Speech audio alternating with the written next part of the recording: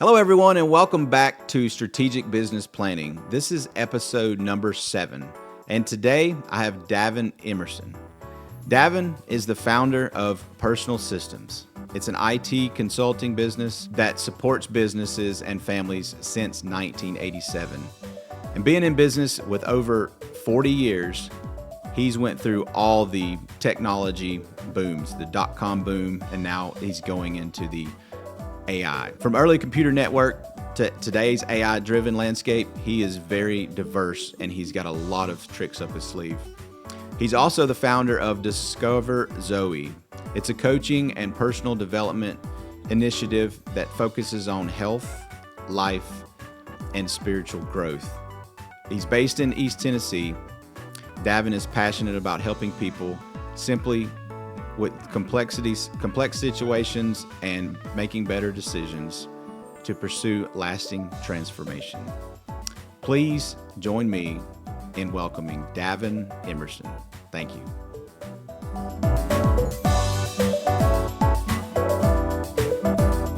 Hello, everybody, and welcome back to Strategic Business Planning. I'm John Coombs, your host, and today I have Davin Emerson. This is probably the most experienced participant that I've had on the podcast. He's been in IT for over 40 years, and he's been married for 40 years. So he's got a really cool beard, really cool hair. Thanks for joining us. Thank you. All right, Davin. This is gonna be a Pandora's box. We're just open it up, starting back. Okay, I was born in '81, so I don't consider myself old, and you either. But if we go back to '87 when you got married, so you were 22. So I got married in '85. 85. Okay. Yeah. All right. So 87 is how long you've been doing the IT. Yep. Right. Yep. Okay. Got it. So got married in 85, and how old were you? 24, I think, in '85. Okay. All right. 62 is when I started on this planet. 62 is when you originated. Yeah, that's my origination date. My origination date was 62. All right. So talk about growing up in the 70s. How was that? Well, you know this the whole thing about work and everything. I will almost give a lot of the credit to my grandfather. Yeah. I think I started when I was 9 years old, going to his farm during the summer. Okay. And he had a big farm in Missouri, like 1,500 acres and 500 head of cattle, Black Angus cattle. And so being a farm boy, and being on a farm, you work. Yeah. And so I think that's where I started. And I started spending every summer there until I hit 18. And so I think that's where I just learned to enjoy work. So when I started out, I got married in '85 and went to work for a medical center doing computers. I went to school as an electrical engineer, but the upper math got me. So you started. Yeah, I started as electrical engineer. Okay. I switched to physics, and I'm like, nah, I'm going to go another route.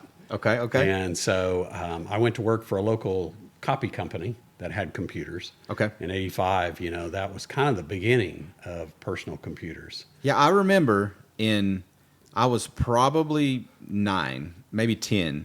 My dad brought a computer home. Okay. Might have been 10 or 11.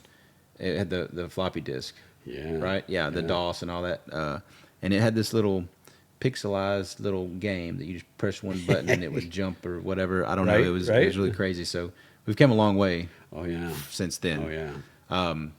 So you started out, and what were you doing? Like, what kind of work would you do? To begin with, for this copy company, I was just setting up the computers for them.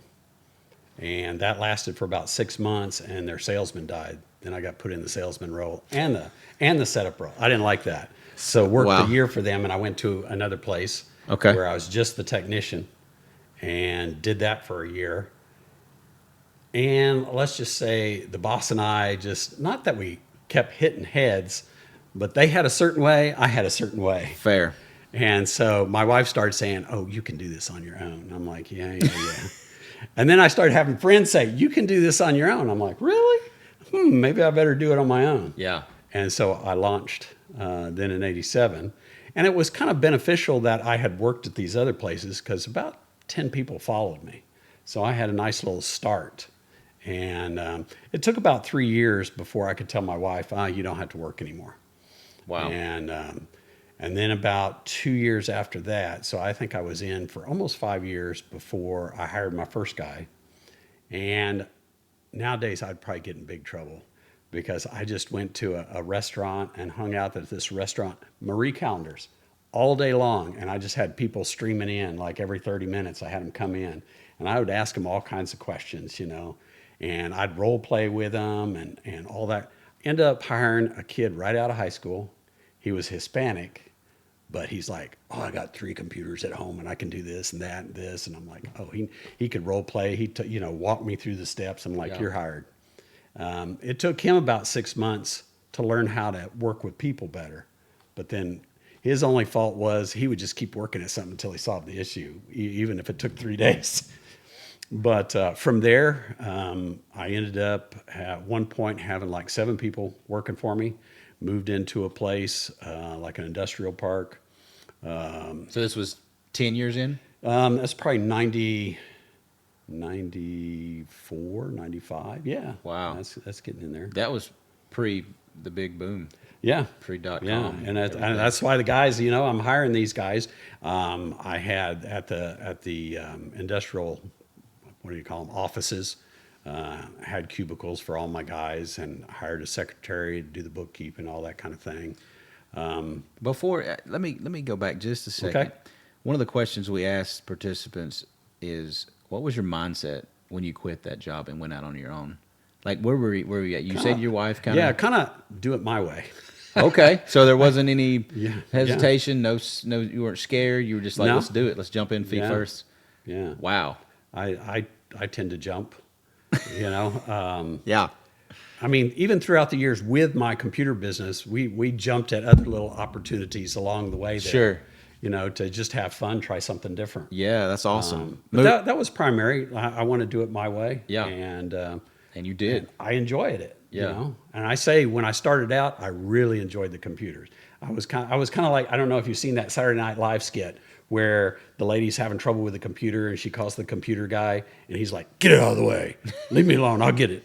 And that's kind of how I felt, Right. I was like, "No, I'll take care of it. Don't worry about it." Sure. But over the years, it's kind of gone from the technology to the people. Okay. And I think that's part of the change and involvement that I've had. So now I like sitting down with the owners. Hey, what issues you having, personal, sitting down just talking with them. Sure. And I enjoy that a ton now compared to the beginning. I didn't. It was more just the technology. Right. So you've went through several phases. I mean, 40 years is long enough for people to be in business. That's almost as old as I am. When you go through different phases, are there certain times where you're like, okay, this isn't working anymore, I need to switch? Or we need to try something new? Yeah, I explain it like this. It used to be, maybe after 2 or 3 years in business, it was like, I would have one day that, I think I might change. I don't know if I want to do this anymore. But just a day, like 24 hours. Yeah. And then after about 10 years, then you might have a week of it. It's like, okay, is this it? And after 30 years, then it becomes maybe a couple months worth. Man, let's look at this, let's look at that. I mean, in what year was that? Well, actually, when I had all the guys working for me, I went back to school for pre-med. And I thought, let's go in that direction. And then when all my guys left within a couple of years, because they went to bigger and better things, I had to come back out of that, and go back into my business. Wow. So there was a lot of fluctuation, a lot of flow. Yeah. Was there ebbs and flows, as in like a lot of sales and a lot of like .com boom, and then crash? Not really. Or I didn't. I hear steady? people talk about, this big crash, that big crash, and I'm like, I did analysis one time of the flow, and there's this pattern yearly. Right. It's just, Wow. that I found fascinating, and there wasn't, I look back and there was pretty steady. There weren't really any huge low points. I mean, my lowest point is actually right now. Really? Yeah. What do you mean by lowest point? As far as I've lost a number of big clients. Okay. You know, I made the mistake of putting kind of like the eggs all in one basket. Oh, yeah. You know, and I Yep. went too much with one, and then I put a proposal to them because I saw they were kind of struggling and stuff, and I was like, why don't we just do a flat rate and all this? And I did that, and they said, well, let's get a quote, and I basically lost it because somebody else came in and underbid me, Ah, and so it's like I quoted myself out of a job.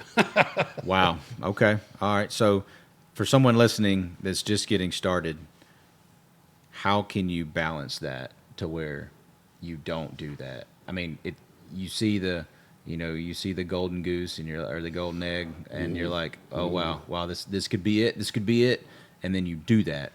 But looking back, now that you've put all the eggs in one basket, like you said, how can you put your guards up and not do that? You know, and it's interesting with being like I am now, just me, myself, and I. Mm-hmm.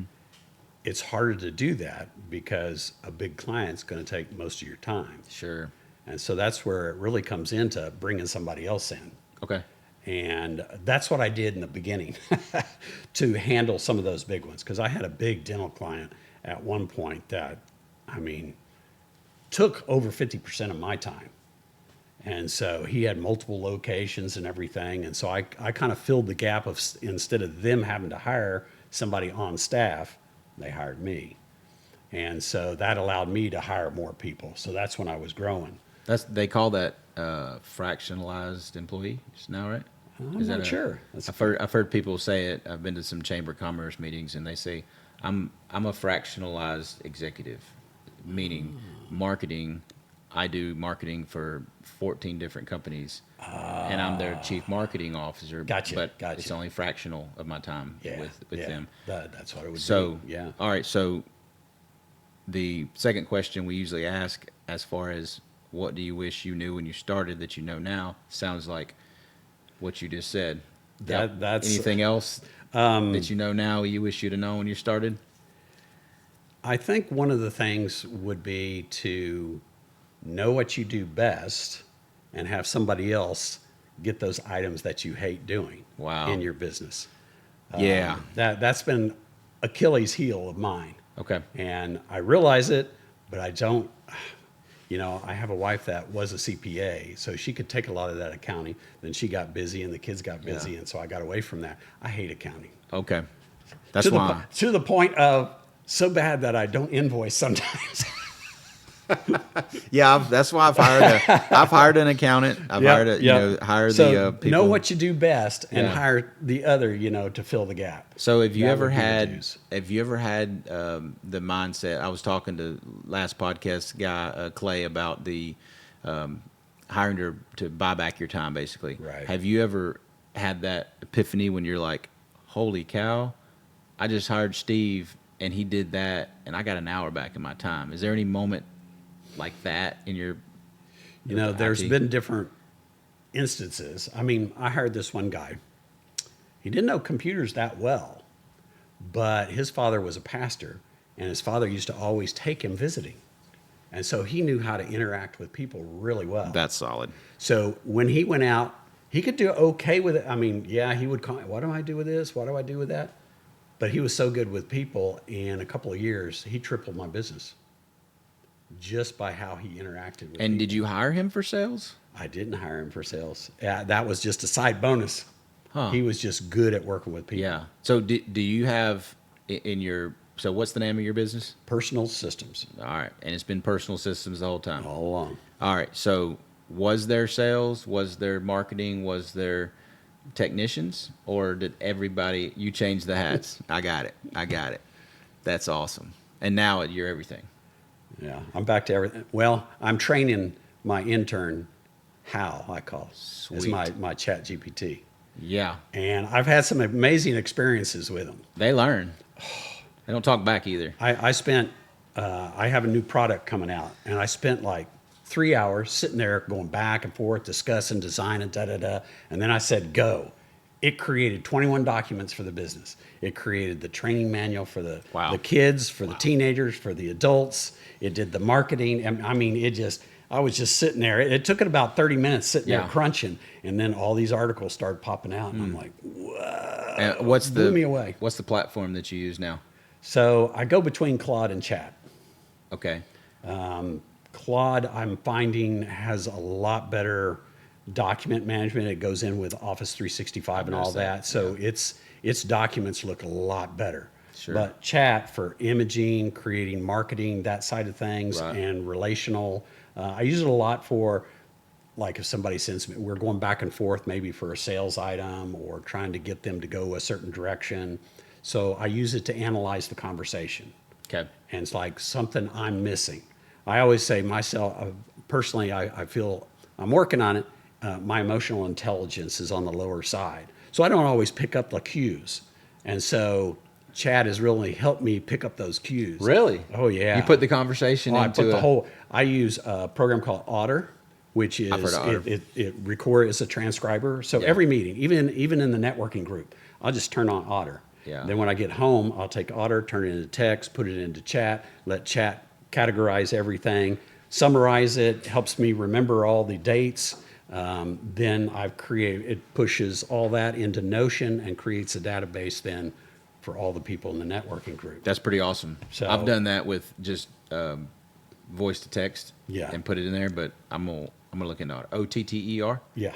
Okay. Yeah. Awesome. And as doing all the hats, that's where Chat AI comes to the rescue. So probably a lot of people watching are going to be wearing every hat, and Especially when you begin out. oh yeah. So that brings us to the next question. What's a mistake that you made wearing all the hats that you don't hear people talk about in business? Yeah, I think a big part of it is a lot of us, when we start out, we're technicians Yeah. and we're not the managers. Sure. And so part of the area, because I had a mentor for a little while about 10 years ago. And one of the things he was always hard on me on was, where's your business at this week? Where's those numbers? And I'm Yeah. like, no clue. Yeah. And so I didn't, and I still have an issue with keeping up with where all the numbers are. Okay. He said at any one time you should, like, hey, yeah, we're up to X amount of dollars and we're doing good, everything's getting paid off, and da da da da. I should do that. I don't do that. I really should do that. Wow. That's a challenge. So going up with more employees, back down to no employees. What's the training like in that? Like you said, you're training your AI now, but what is it like when someone has an employee that has done what you maybe have bad habits, right? Right. Or someone that's fresh out of college. Have you hired both of those? Well, how like I was it said, the first one, he was stressed out of high school. Yeah. Compared to, there were a couple had come out of like IT schools, Wow, and okay. trained that away. I don't think any of them were college graduates. They were more technical. Sure. The biggest is people, the relationships. Okay. I mean, God designed us for relationships, and that's what makes everything go round. Right. And so even as that tech goes into a business, if he can't converse with the front office, with the lady that's behind the computer, that's a problem. And so I think most of the quote training had to do with how you work with people. Yeah. I'm a big Tony Robbins fan and a Zig Ziglar fan, and so all that's all working with people. Right.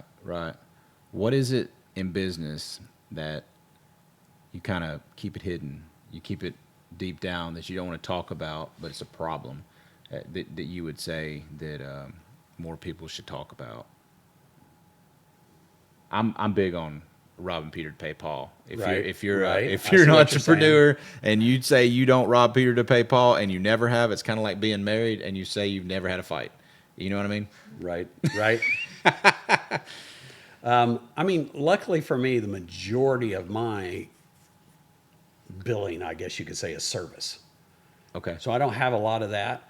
I want to say it's probably more when you tell somebody you're going to do something, you do it. Okay. I I come in behind so many places that, oh yeah, we can't get a hold of him. He said he'd be here. He's not here. I mean, you're going to be above 90% of the people out there if you just do what you say you're going to do. Wow. So like on a micro level, individual customers, you hear that, and then Right. businesses don't talk about follow up. Right. That's in my business the same way. Actually, I just heard it today. I talked to the client right before I was going into a meeting. He's like, "You're going into a meeting?" And I'm like, "Yeah." He's like, "Okay, so you want to let me go?" And I'm like, "Yeah, yeah. I want to let you go, but I wanted to let you know that you're important to me. Yeah. But I want to call you back. So just so you know, I will call you back. I just wrote down your name, and I'll call you back." He said, "Oh, okay, all right, all right." So when I called him back 4 hours later, he's like, "Wow, you called me back." Right. Yeah, and I was like, "Yeah, like I told you I'd call you back, and Right. here we are." Right. And so I think they're going to hire me. So that's awesome. Yeah. So 40 years now you're solo. Are you going to stay that way, you think? Yeah. Because, and I look at it this way, I think that, and this almost comes to your legacy question. Yeah. My business and the way I've run it, money was not a motivation for me. It was more of the love of what I was doing and the flexibility. The flexibility, I mean, for most of the time, I had an office in a home. In California, I just took half the garage and made an office out of it. But that allowed me to, when we started having kids, they would wander into the office. And anytime they had a question, I mean, I even to one point homeschooled my daughter, who was the first one. I had a cubicle for her at work. And so she would come to work for me the first half of the day. Yeah. And my curriculum was teaching them how to learn, not necessarily the material. Yeah. And so for the first 3 years, she was in my office learning how to learn. And Okay. so that has been a motivation for me. And I guess part of the driver for having my business is so I could spend time with my family. Wow. And I have being 3 solo, kids. being solo, you Yeah. can do that whenever I could you do that. take off. I mean, in 91, we did a month in Europe. Wow. And Like backpacking? we drove around. We covered 3,200 miles. So Wow. we Okay. went all around, and that's when I had the one guy that out of Augustine. He was my first hire. He basically took care of everything, and he had worked for me for about 3 years. And so I had enough confidence in him, and it's finding good people, and he was an excellent Yeah. find. So what is it that you do now? Like what's the business? If somebody hired you, what would they hire you for? So a perfect example, I have a fertility clinic, and they have 15 computers. I mean, they got nurses, front desk, they got a big copier machine, they have lab equipment. I just make sure everybody's talking, everybody's printing, everybody can get out on the net. I'm basically their IT support, Okay. desktop support. Sure. That's primarily, even in the bigger company, still the same thing. So I'm competing with some of the bigger companies in town. The cool thing is remote anymore. You can remote into the Oh desktop. yeah, Okay. I mean, or the laptop. I have whatever. 3 monitors. So there's been times where I've on 3 different computers all at the same time, waiting for this to happen. I go do this, and then I'm over here doing that. So And how do it's how do way more customers fun. reach you? Do they just send you a text or an email? Hey, we need to. Yeah. Text or email or phone call. And you send them the link, and you have. So majority of my clients right now, I'm already set up remote. I already have Okay. their machine in my computer, so I can just pop in. Wow, I didn't know you could do that. Yeah. So it's basically they're all hosted, and so I can pop in. Now, if there's somebody else, I mean, I've had some clients I've never seen before up in Kentucky because their sister lives here, and said, "Hey, you need to talk to Davin." They ran a printing business somewhere up in Kentucky. Well, I set up all 5 of their computers and was able to remote in anytime they had any issues and weren't connecting and that kind of thing. So if somebody has computers, like let's say a real estate firm, they've got admin, they've got the whatever they have with the assistants and the realtors, or insurance, something like that. What would make them need you?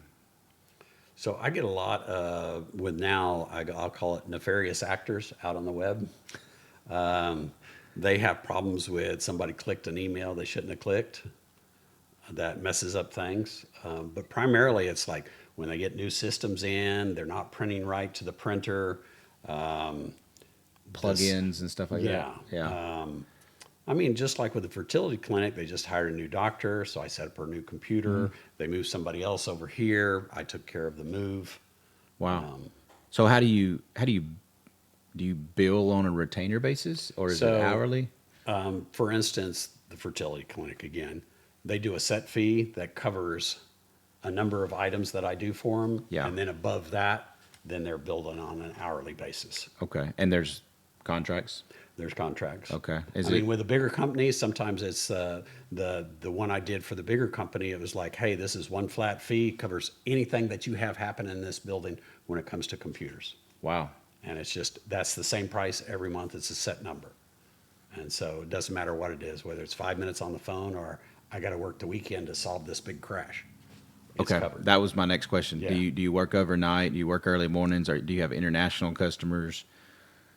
Only if some of my clients, I had one go to Europe and he had email problems while he was over there. Ah, okay. So I had to help him out. Sure. But yeah, But- most of mine are in Knoxville now, Maryville, like I said, Kentucky, some of them towards Chattanooga. I'm trying to think there's a dentist in south of Chattanooga that I work with, had a dentist in Asheville, North Carolina. Yeah. But remote really works out good. So I'm not very technologically savvy, but is international computer systems the same as they are here? Yeah, pretty much. Just So. different plugins, Yeah. I like mean, electric. Windows is everywhere. Okay, that's what I was thinking. I Yeah, thought yeah. Windows Just was your everywhere. power is different. Yeah, your power is different. So what is it that somebody, okay, what you do now, it's very specialized, but can someone get into it? Anybody?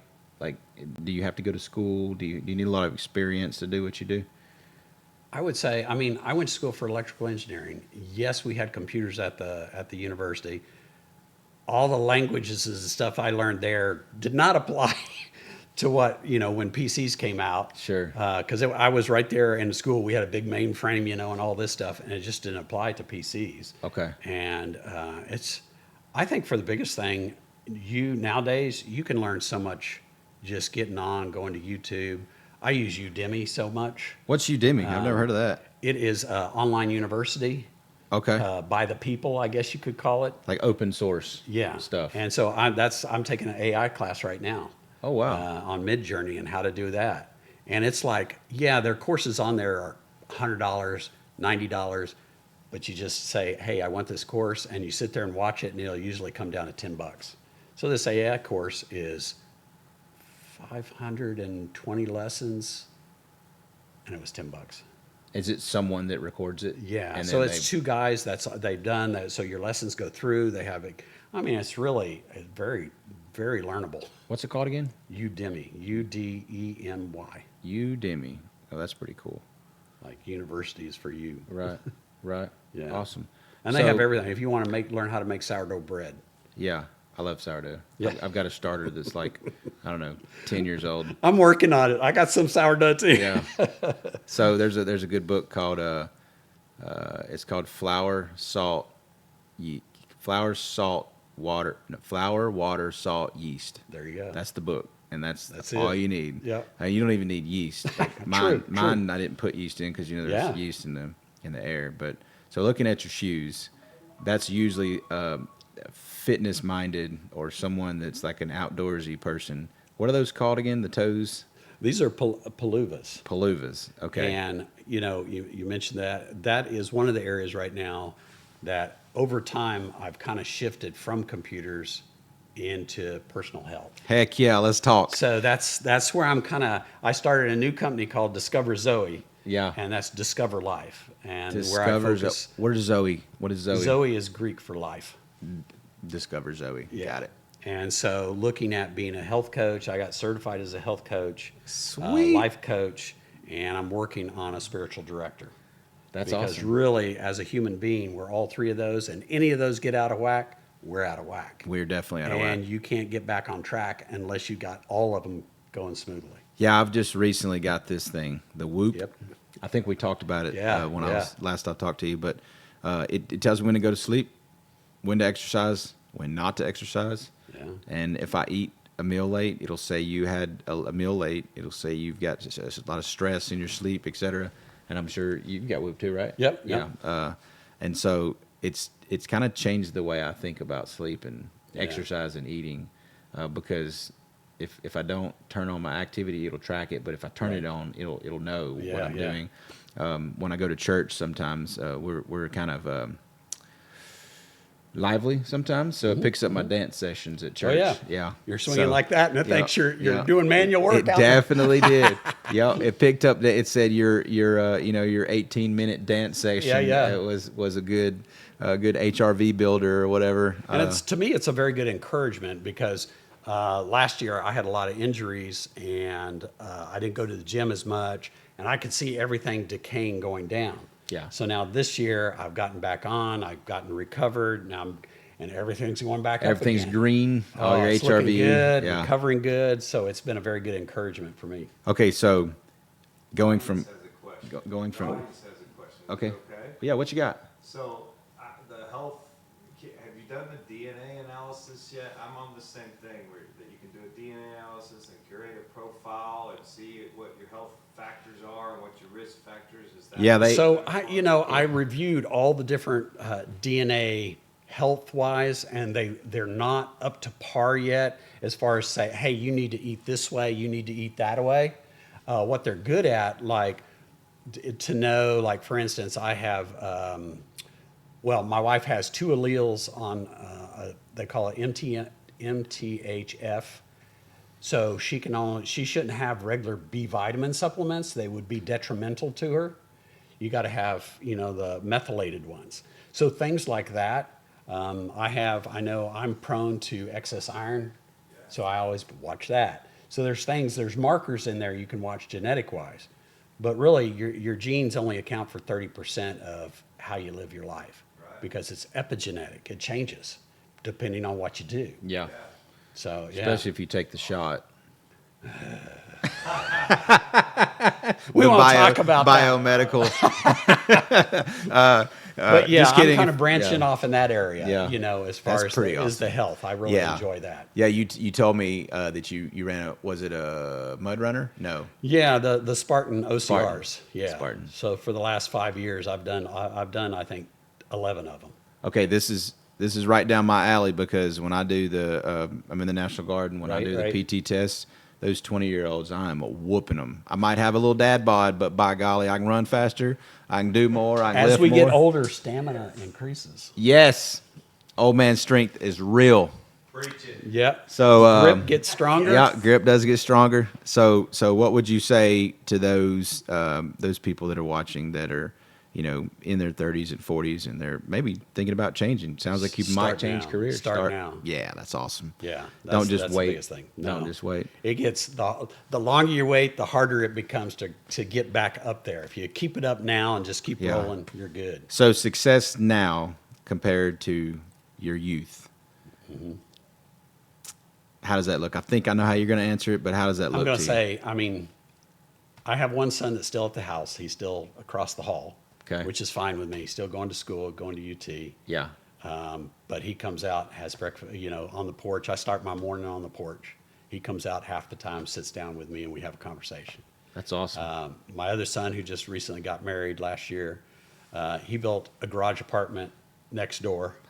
And they come up sometime, or my daughter-in-law has now become my daughter almost. She comes up sometimes in the morning up there, oh, I got some, text me, are you up yet? Wow. And I'm like, yeah, come on up. And so that is the success for me, is being able to Are you slowing down? enjoy my You slow down and think? Like slow down and, you know what I mean? I Like, do in the mornings. Yeah. I spend reflection. That's been a lot in the last probably 7-8 years. That's a great. lot more looking over what happened during the day. I don't do it at night. I fall asleep at night. It's like I can't lay there and process anything. you take any supplements? I think I counted 22. Wow. And then I do So oils and, like- 7 peptides, I think. Wow. So I take quite a lot. But it's not obviously it's not medicine. It's not like blood pressure, Well, stuff like that. I Or debated stuff whether to for- post this or not yeah. on, because I have a Discover Zoe Facebook site too. Okay. So for instance, if I'm big on labs, I took a master blood lab class. Yeah. And so when you look at your numbers, they're really good indicators of where you're at. Yeah. And so just to give an example, testosterone, a lot of guys are worried about that. So coming into this year, I could tell I was off, and I measured like 260, which is extremely low. And What's normal, like 800? So depending on how old you are, if you're in high school and college, you're up over 1,000. Okay. And then that slowly comes down, but really, you shouldn't be below, say, 500. Okay. And so using supplements and peptides, I got it up to 760. Heck And yeah. so without T, without Yeah, the big without T. T, yeah. And so there's a lot of things you can do. Okay, so this is a new venture. Yeah, Clearly. it's a new venture. The personal systems is like It's sustaining it's everything right sustaining, yeah. So it's just doing its thing. So how can someone find your Zoe? So really the only marketing I'm doing right now is on the Facebook.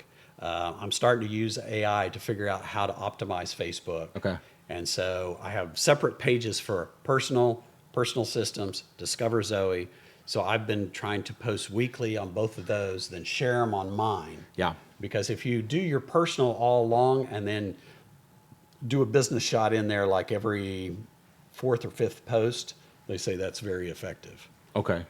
I didn't know And so that. I haven't got into the Yeah. TikTok. I know that's really Yeah, big. that's the thing. That's the thing for sure. There's just so much junk that comes across. I'm just like, Yeah. "Ugh." So if somebody wanted to find the personal systems, how would they find you? So personalsystems.com, Okay.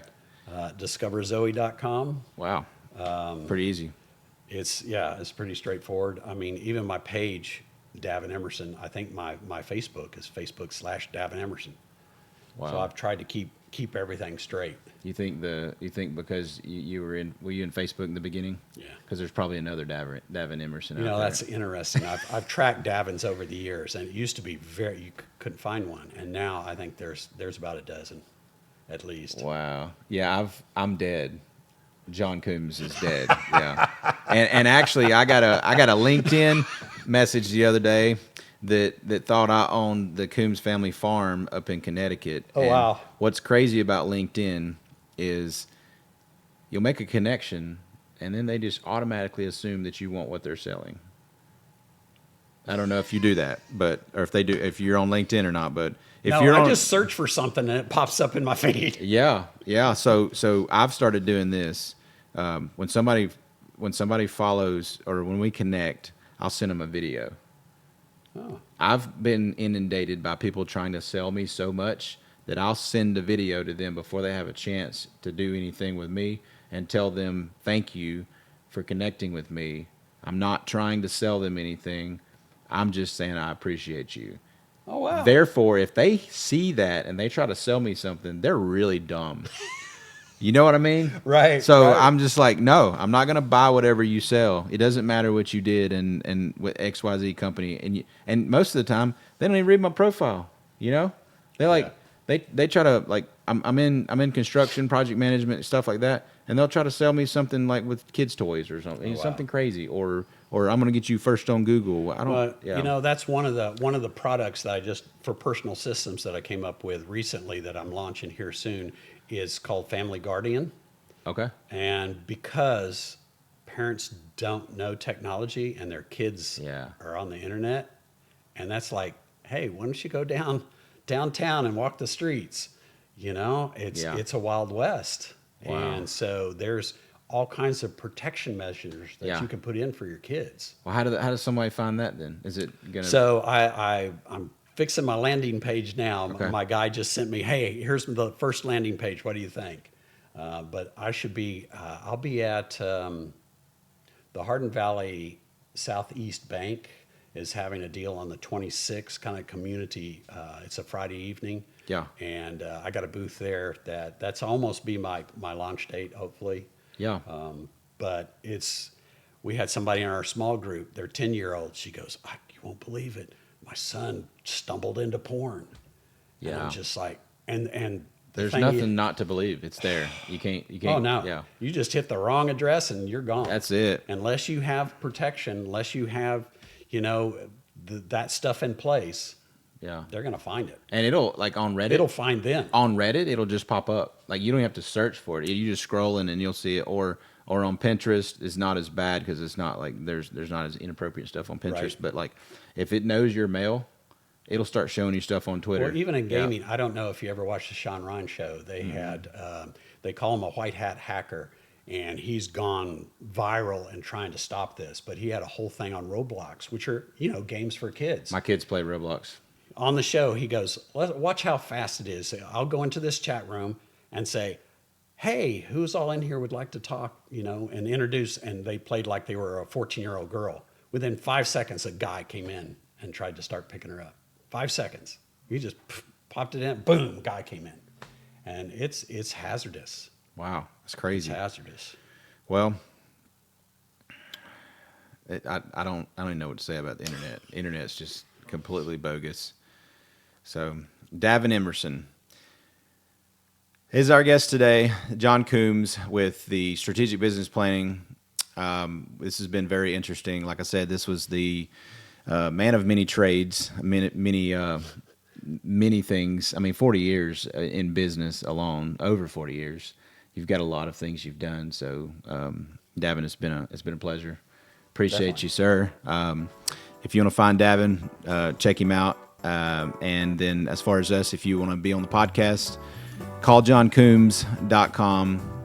Thanks again for watching Strategic Business Planning. Today it was Davin Emerson. Have a good day.